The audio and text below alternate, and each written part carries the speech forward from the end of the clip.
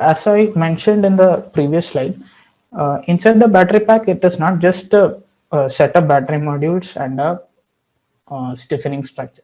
So for the actual battery to run, or the entire system to run in an optimum manner, you need certain um, additional components and additional interfaces inside the battery. So first of all, you may have the different electrical connections that are connecting each module, which is then going out of the vehicle supplying the power. You may have a cooling system that is supposed to keep the batteries at optimum temperature, because the battery as such will not work properly if it's like too cold or if it is really hot. There will always be a, say, liquid cooling system mostly in the cars, which will be supplying the coolant, which will be running the coolant over the cells, keeping it at an optimum temperature, say 50 degrees. If your optimum temperature to run the battery at, the cooling system will actually heat the battery up to 50, or cool it down to 50 as per the ambient temperature scenario. So that is another system. Then you have all this electronics and BMS, so battery management control systems, everything is still packaged onto the pack. So all these interfaces actually plays a huge role in how the cell or the module is being loaded. So the connection points to these interfaces, and how it is like how it sort of interacts with the battery module, these determine a whole lot on how the module is being loaded. So especially if you see these electronics and BMS components, so the electronics components may not be able to take a lot of vibration. So you have a regulation. So in the later slides, you can see there are a lot of regulations that determine what is the amount of vibrations that can be passed on to the electronic components before they fail. So they're tested accordingly and approved before it is installed in a battery. So from what is written here, the high voltage connections and bus bars. So high voltage connections and bus bars, again, through vibration or external shock, should not contact each other or should not contact any other metal components. So we need to make sure of that. And the cooling channels and pipes, again, excessive vibration, thermal shock, everything should not really cause the module or the attached components to share the stress. So maybe coolant channel may have a coolant under pressure, and this pressure may actually cause some stresses on the module or the allied components. That should not happen. Again, electronic components, there should not be too much vibration transferred to the electronic components from the external loading. And pack enclosure and module enclosure. By enclosure, we mean the covering of the module as well as the pack. So the module also will have an enclosure which is covering the actual cells. So these both should be stiff enough to handle any sort of vibration or shock loading in our case. And then finally the cells. So cells are the most important thing. Whatever happens, even under extreme loading cases to the pack, finally when it reaches the cells, it should die down and it should not damage the cells, because if you damage the cells, if you tear it off, the electrolytes will react very violently and cause fires in the battery pack. So finally, and most importantly, the cells are our main target for structural analysis, and we should be protecting those and as our primary concern. Okay. So, and finally, so this is the same thing that I've been outlining on. So I have a pretty cool graphic which shows what are the different levels of protection which needs to be. As I said, cell level damage is the extreme kind of damage which will be very destructive. So I think you must have seen videos where like a lithium ion or lithium polymer cell, if it's torn up, it suddenly starts gassing and it will catch fire very easily. So imagine that a whole number, like a lot of cells compressed inside a module. What happens if one of the cells were to suppose get damaged? You'll immediately have a chain reaction. It's called a thermal runaway. It doesn't happen just with damage. It can happen due to other scenarios, like you're charging the cell and it's being overcharged, or the temperature crosses a limit. So once one cell is destroyed, it automatically causes a series of other cells to be destroyed, and it causes a chain reaction that can destroy the battery pack and cause damage to the vehicle as well. So our point of interests actually start from the vehicle level. So from the vehicle level, the battery packs are actually mounted onto the vehicle. So the point of entry for any sort of loading will be from those mounting locations. So when you go to the pack level, each of these modules are mounted at certain areas inside the pack enclosure. So as you saw in the previous slide, there may be like cross members on which these modules are bolted.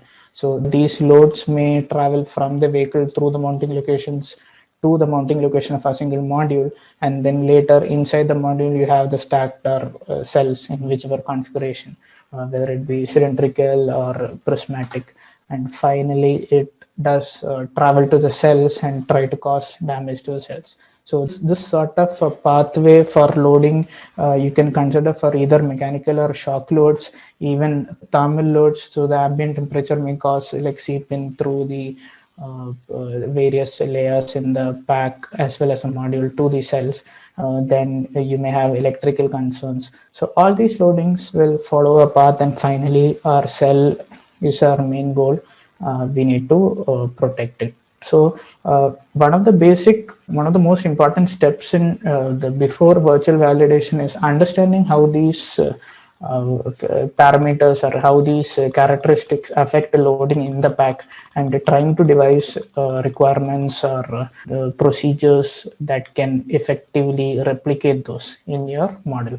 So once you are quite confident about that, then your structural analysis will yield very good results, or at least usable results that you can then translate into the product design component.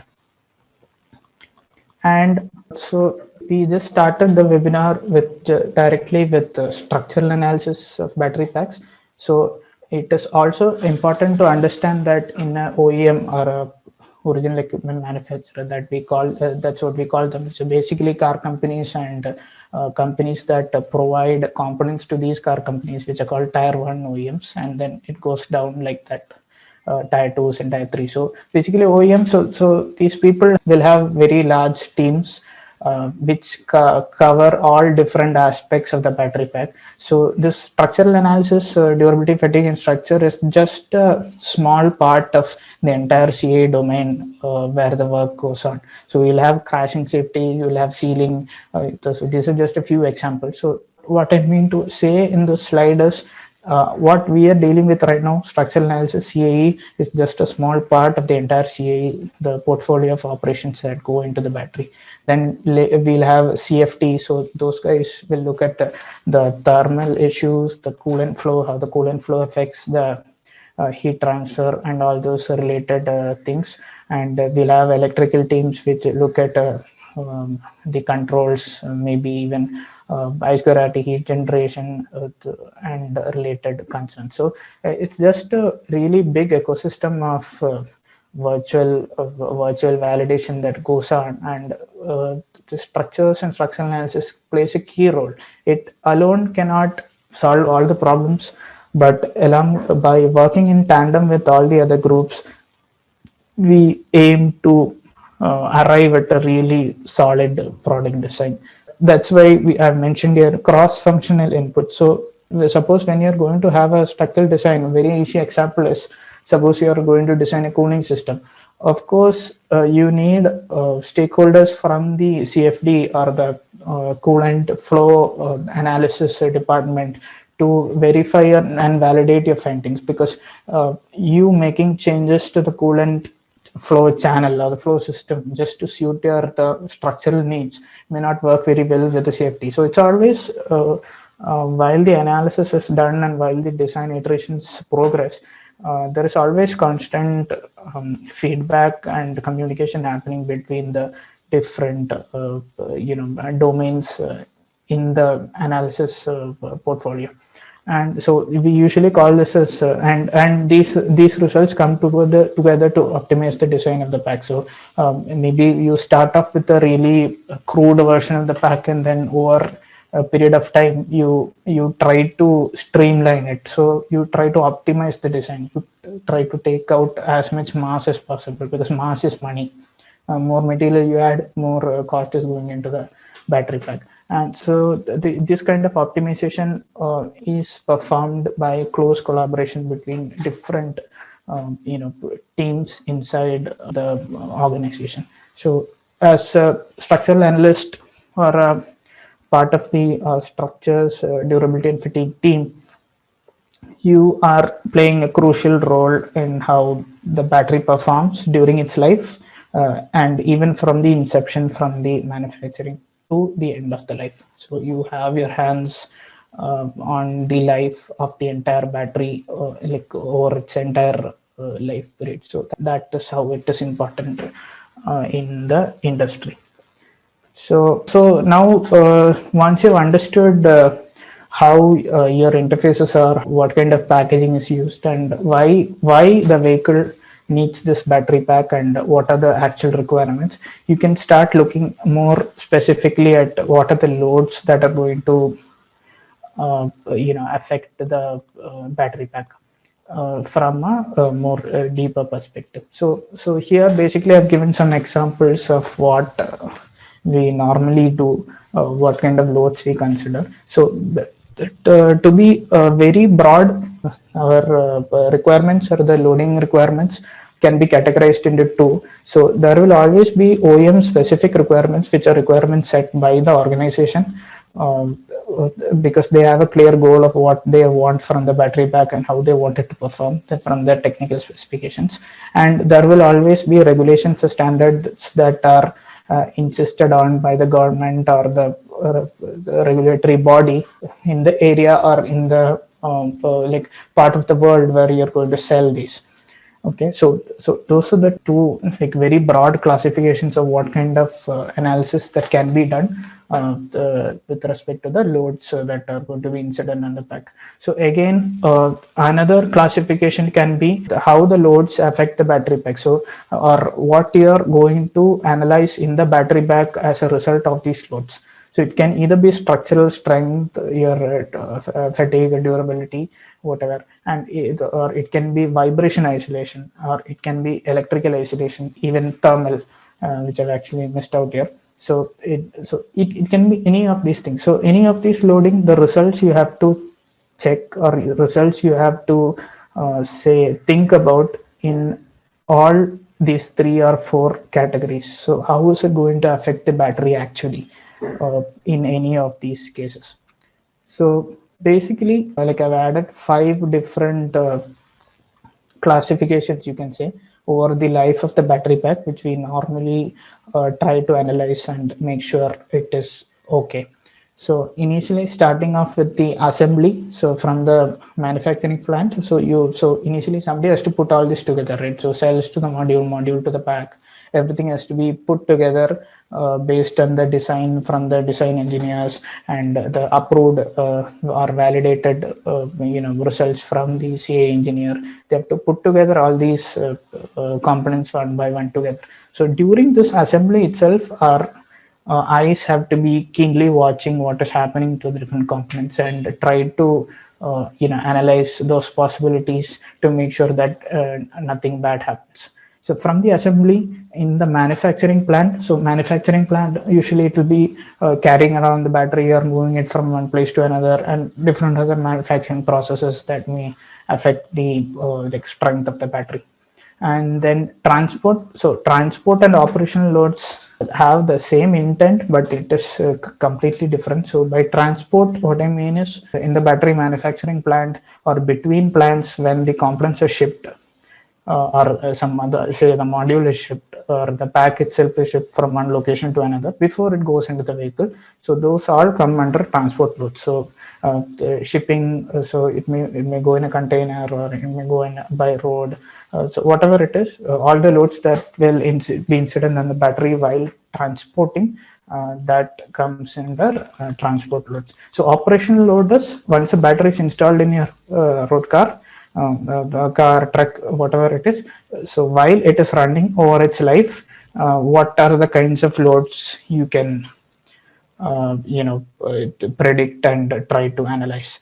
And the service and dealerships and repair is another very small domain that you can see, which is the kind of loads that can be incident while you are servicing the battery. So you are removing the battery, or you're trying to reconnect the battery in the dealerships, which can be something similar to what will happen in a manufacturing plant, but still we consider that with the available resources.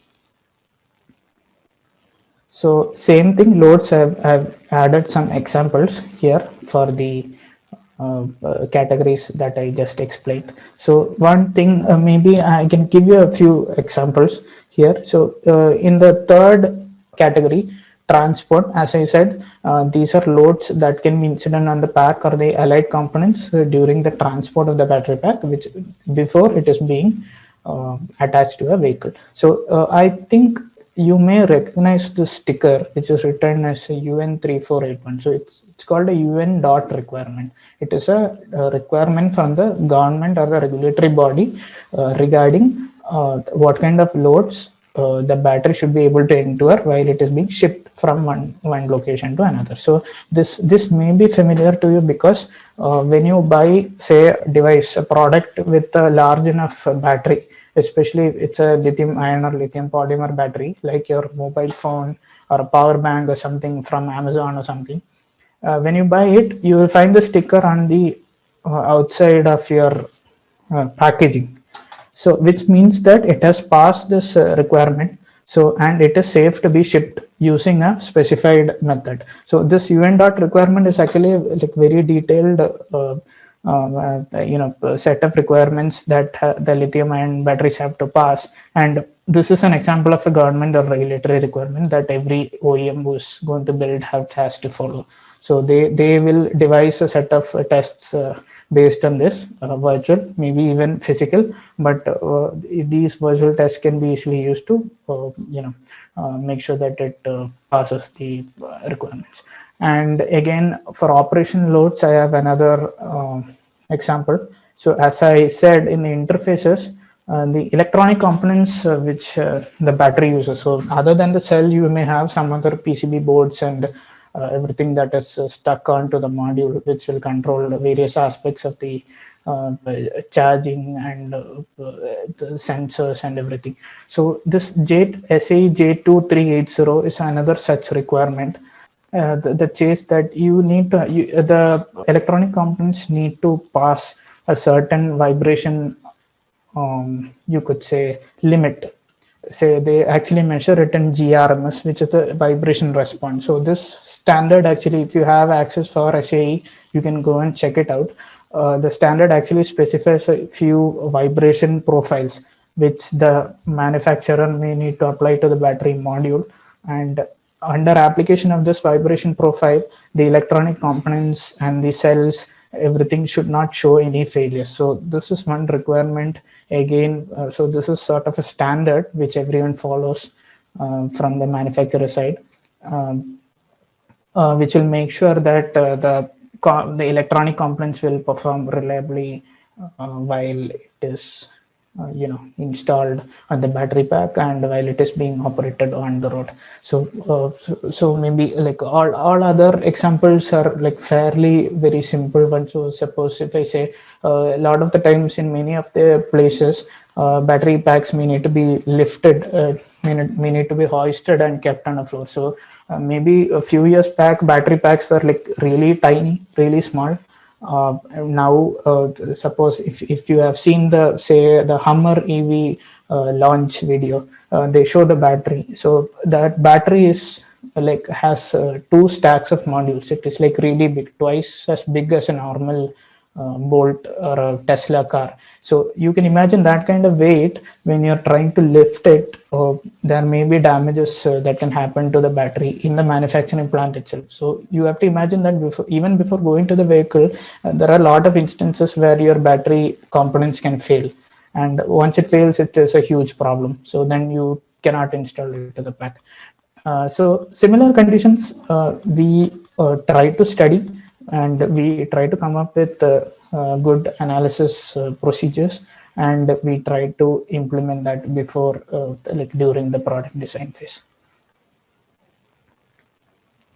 Now, coming to the actual CA method. So CA method. So once we have totally understood the loads and what the requirements are, and we have set some procedures to analyze it. So we know what we want when we do an analysis. What results or what benchmark and targets we are looking for based on whatever information we have collected till now.